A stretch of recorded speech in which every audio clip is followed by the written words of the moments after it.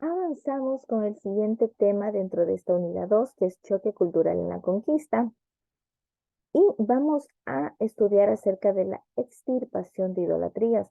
Recordemos que veníamos estudiando acerca de la religión, de qué manera se impuso la religión a nuestros indígenas. Ahora vamos a ver cómo se extirparon los ídolos, de qué consiste este tema. Hablar de extirpación de idolatrías, vemos cómo a finales del siglo XVI e inicios del siglo XVII, las autoridades civiles y religiosas creyeron que el Nuevo Mundo estaba cristianizado. Entre los años 1607 y 1610, en las cercanías de Lima, el sacerdote o el cura Francisco de Ávila descubre que los indígenas escondían estatuillas de sus dioses, ¿sí? Ancestros, guardaban amuletos, como por ejemplo se le encontró al indio Hernando Paucar, que era un principal difusor de las creencias milenarias. Entonces, que los españoles, bien confiados de que los indígenas ya habían sido todos cristianizados, de que ya todos se habían olvidado de sus eh, dioses ancestrales, pero luego descubren que no es así, que tenemos, que ellos tenían escondidos a sus dioses.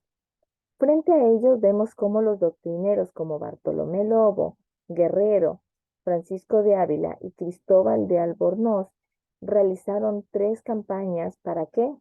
Para irles quitando e irles desapareciendo estos amuletos, estas estatuillas, estos pequeños objetos que hacían presencia de sus dioses anteriores.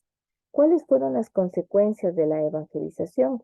Hablamos específicamente de las siguientes.